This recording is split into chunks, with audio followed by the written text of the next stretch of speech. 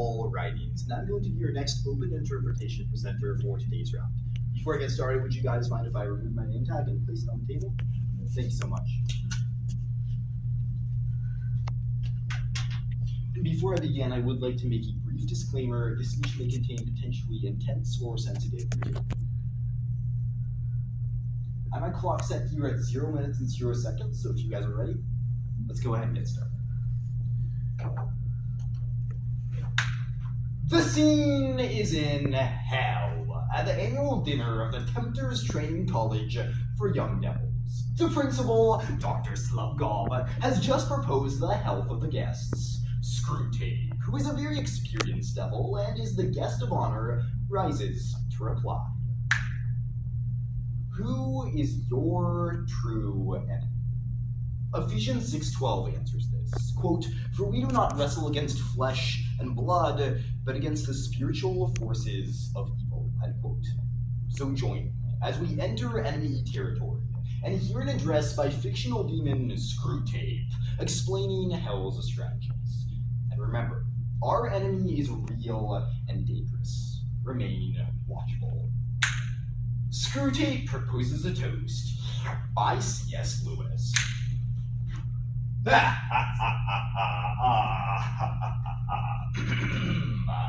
Mr. Principal, shadies and gentle devils.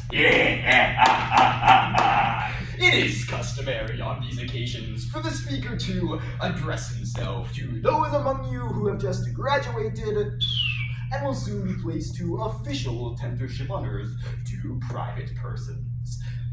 Democracy is the word with which he must lead them by the nose. It will never occur to them that democracy is the political ideal that all men should be equally treated.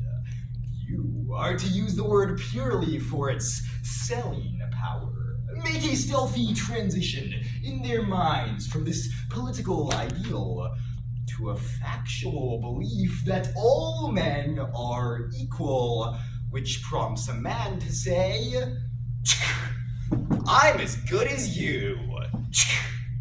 The first and most obvious advantage is that you thus induce him to enthrone at the center of his life a good, solid, resounding lie. No man who says, "I'm as good as you," believes it. He would not say it if he did. The Saint Bernard never says it to the toy dog, nor the scholar to the dunce. The claim to equality outside the strictly political field is made only by those who feel themselves to be, in some way, inferior. And therefore resents every kind of superiority in others. Presently, he suspects even a mere difference to be a claim to superiority. No one must differ from him in clothes, manners, recreations, and choice of food. Here's a man who speaks English rather more clearly and euphoniously than I.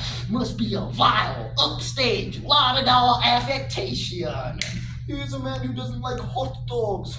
Thinks himself too good for them, no doubt. If they were all honest, all right Joes, they'd be like me. They've got no business being different. It's undemocratic.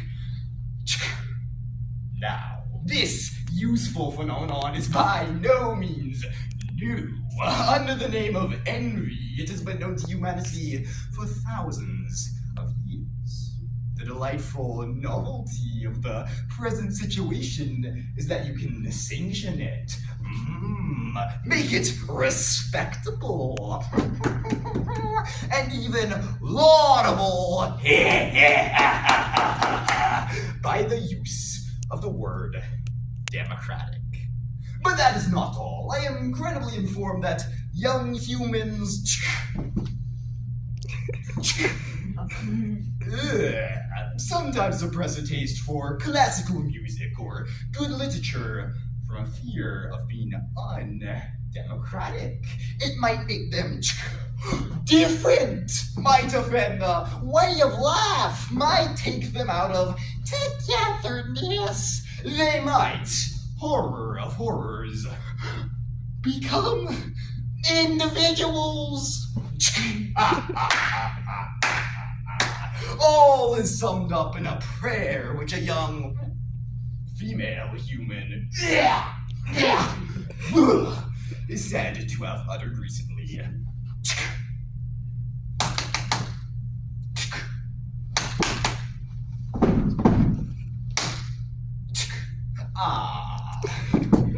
Oh God, make me a normal 20th century girl. Thanks to our labors, this will increasingly make me a moron and a parasite. We will no longer have to plan and toil to spread conceit and ignorance among humanity.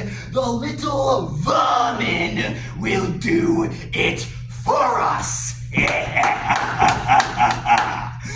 Now, we in hell will welcome the disappearance of democracy in the strict sense of the word. The political arrangement, so-called, like all forms of government, it often works to our advantage. But on the whole, less so than other forms. But what we must realize is that democracy, I'm as good as you, being like folks, togetherness, is the fittest instrument we could possibly have for extirpating political democracy from the face of the earth.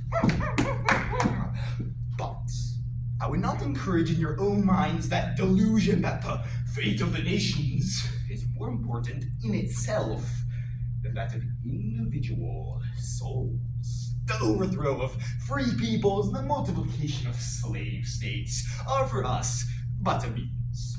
Besides, of course, being fun, but the real end is the destruction of the individual.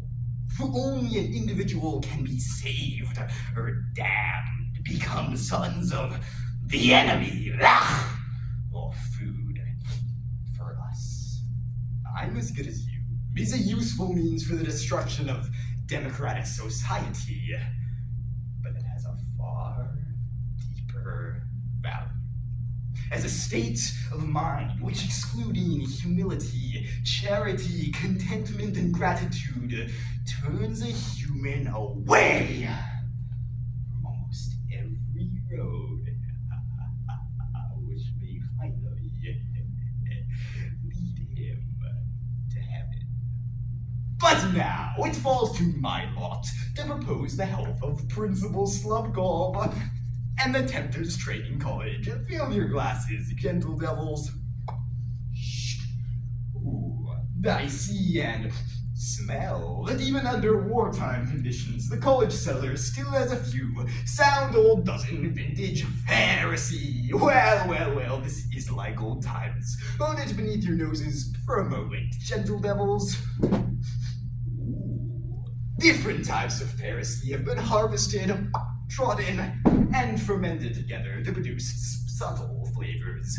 Mr. Principal, shadies and gentle devils, I give you the toast of Principal Slumgob and the college.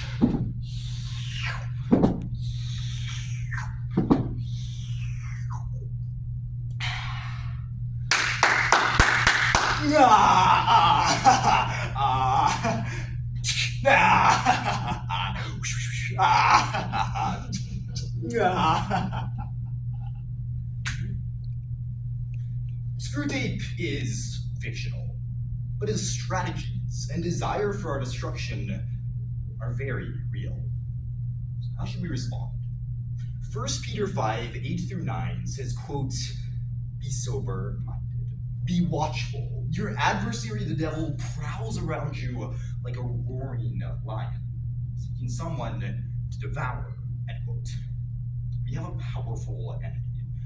We have a far more powerful Savior. So rely on his strength, not your own. Finally, remember Ephesians 6:11.